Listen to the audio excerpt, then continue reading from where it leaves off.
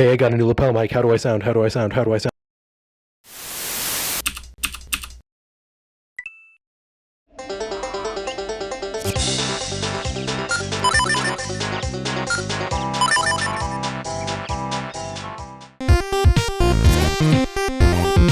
Hey, I'm Seth and welcome back to NDA, now with 3/4 more 3/4 view. Alright, so before you get any silly ideas, when I say perfect, I don't mean completely perfect for everyone everywhere with no flaws of any kind. I'm just talking theoretically perfect, as in an example of perfect game design. I honestly think it's common sense that there's no perfect game, but just like with the perfect sandwich, the quest for perfection is never ending. I think there's only two real metrics we need to convey a game's theoretical quality.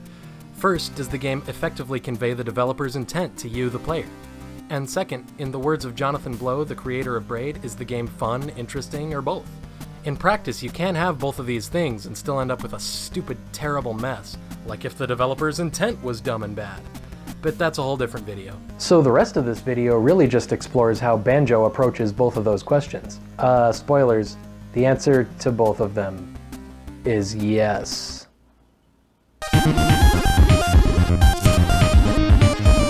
So hey, let's just get that first thing out of the way real fast. Question, is Banjo Kazooie fun, interesting, or both? Answer, fun. Look how fun it is. Wow, it's so swell! Why not interesting too? Well, even by the time Banjo came out, the 3D platformer was already well established. You didn't just throw whatever you wanted in there were rules. And Banjo followed them without doing anything particularly out of the box. So how come I'm calling Banjo Kazooie almost perfect and not say Jak and Daxter or whatever this is?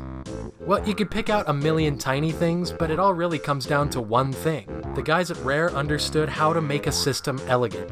See, there's this rule of thumb in script writing. If a line in your script doesn't serve at least two purposes, then it's a bad line. Just get that out of there. How does that apply to Banjo? Well, look at it this way. How many things can you actually do in Banjo Kazooie? Let's count. You can move around. You can jump. You can hit things. And you can use Kazooie to enhance those things. And actually, that's it. 4 things. Well, hey, what about when the game needs you to do something that isn't just moving or attacking, like fly, or do some kind of springy bounce?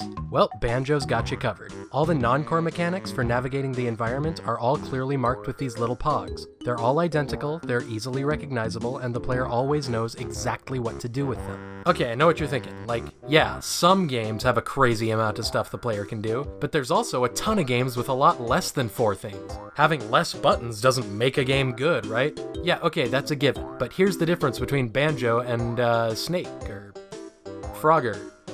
Those games have simple mechanics and simple goals. Of course you only need a couple buttons if all you do is this. Banjo Kazooie teaches you its short list of simple mechanics, then drops you into this crazy world with wacky stuff going on everywhere, diverse goals, challenging enemies. Look at all this content! And through it all, the things you're capable of as a player never significantly change. The things you're capable of are universal. There are no internal restrictions placed on them. You can move and attack, jump and attack, move, jump, attack, and use Kazooie, just whatever you want. And there's no external restrictions placed on them either. The terrain, the goal, the obstacles never change what you're capable of. Once you learn the basics of the game, you can trust them all the way to the end, doing all this crazy stuff in crazy places without ever thinking about them again. Even the transformations have a concrete formula. They always remove your attack, but enhance your ability to deal with the terrain of the level. Like, if you transform into like a bee, now you can fly infinitely, but you can't sting anyone, which I guess makes sense since that would kill you. And it's the same for all the transformations. Whether you're a crocodile or a walrus, I guess, or a pumpkin? Okay, why would you ever— So that's the first thing. That's what makes the game so elegant. So okay, but like, so what, right? I mean, even when Banjo Kazooie came out, we already had a bunch of games with simple rule sets and complicated worlds. Super Mario 64, Tomb Raider, Crash Bandicoot, Bubsy 3D all had similar player capabilities, and 3 of those 4 games are considered to be great classics. But Banjo is different in one very important core way that's easy to miss. In Banjo Kazooie, the rules you learn at the beginning of the game always work. So let's take a look at an example. Mario 64 is an easy one, so let's check it out. Let's say you want to run forward and jump in both games. And let's just assume for the sake of argument that you're not swimming, you're not getting attacked by anything, you're not in any special form like being made out of metal or being an alligator, and you're not standing in anything stupid like quicksand or a Ouija board. Even without all that stuff, Mario 64 gives you this long list of variables to think about. Are you moving forward? Are you hanging off a ledge? Are you holding the duck button? If so, how long have you been holding it? Are you running uphill? Are you running downhill? Are you running near enough to a wall that it'll be a wall jump? Did you just land your last jump? How much forward momentum do you have? What's it like in Banjo? Are you moving forward? Are you holding the Kazooie button? And that's it. Now, that's not to say complexity is bad. Just ask the fans of Crusader Kings or Europa Universalis. On paper, especially in 1996, having all these wacky modifiers to keep track of in Super Mario 64 blew everyone's mind. Nothing like that had ever been done before, and it changed the way people thought about virtual space in a big way. But in practice, that stuff has made Mario 64 maybe not age quite as well as Banjo Kazooie has. That's because the more variables you add to a system like this, the higher the chance for error in that system is. It becomes more likely that the player will fail due to no fault of their own, and also more likely that the gameplay will fail due to one of those variables being unaccounted for by the developers. Stuff that could have, maybe even should have been simple becomes complicated under the weight of all these extra mechanics. Basically, it introduces flaws to the system. And that's really the point of all this. Banjo Kazooie only uses a couple mechanics, and they're so simple and elegant there's almost no room for flaws. The player always knows exactly what they're capable of at any moment, and more importantly, the developers always know exactly what the player is capable of. And it led to some of the tightest, smartest, most creative 3D levels ever designed, where every movement of the player is accounted for. The result is a timeless game that's just as amazingly fun today as it was when it was made. Man! But this video isn't called Banjo Kazooie is a perfect game. So where'd it go wrong?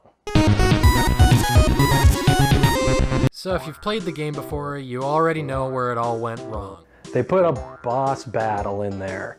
Okay, so for some reason, Rare thought it would be a good idea to forget about having a traditional boss battle, and instead they do like some kind of quiz show, and all the questions are about the game. Stuff characters said, details about levels, that kind of thing. And it's dumb and terrible, and they shouldn't have done it. But hey, some games get away with having a weird, out-of-place boss battle, and no one really minds. If the boss of Banjo Kazooie was just stupid, it wouldn't be a big deal. But it isn't just stupid. It also took the elegance of the game and made a mess out of it, and it did it in two ways. The first way is the obvious one. It takes all these basics you've learned and trusted since the first 20 minutes and throws them out. Jumping? Attacking? Yeah, you don't need any of that. Just answer some questions about Gruntilda's dating profile and we can call it a day. It's game design 101 that boss battles are supposed to be like the gatekeepers. The final test to see if you've mastered the concepts the game's been trying to teach you. What skills a boss battle wants you to use shows what the developers thought was a priority for the player. So what's the deal with Banjo? Like, the actual challenge of the game was knowing what sounds different items make when you pick them up? And that leads us to the second problem with the boss of Banjo.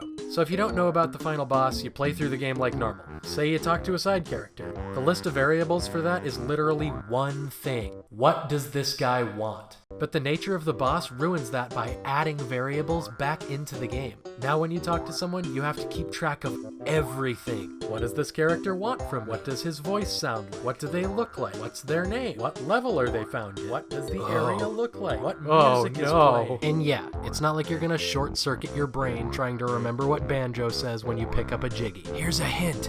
It's... And out of context, the boss is just kind of tedious or whatever. But it also undermines the fantastic simplicity that made Banjo Kazooie timeless. It makes the entire game more complicated by giving every area and mechanic an extra list of characteristics. But hey, that's okay because you get a real boss if you 100% the game and it's much more bearable. As long as you don't die, because if you do, you have to start over, and it's like an hour long. So what have we learned here today? That Banjo Kazooie is awesome and you should play it. The HD version on Xbox Live Arcade is amazing. Oh, and look at that! They put it in a big ol' game pack with all the greatest hits of Rare's golden age.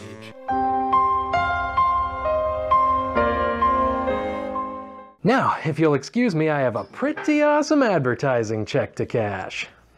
So hey, thanks for watching. I hope you learned something. So if you've watched any of my other videos, you may have noticed there's always a cute little quiz question or two over here, just for provoking thought or whatever. Well, I thought it might be fun to start collecting some of the most interesting answers people post and respond to them during this little outro thing I do. So like, if you want to have your thoughts in the next video, post some discussion down below in the comments, or in the comments section for this video on the Video Game Analysis subreddit, or I guess in any other subreddit you find this video in. So okay, that's it. Please like the video if you liked it, dislike it if you didn't, and also feel free to comment. Also, you can subscribe if you want to see me say other things about video games. I've also got like a Twitter and a Facebook that I post to sometimes, and also an email, obviously. Links to all that in the description.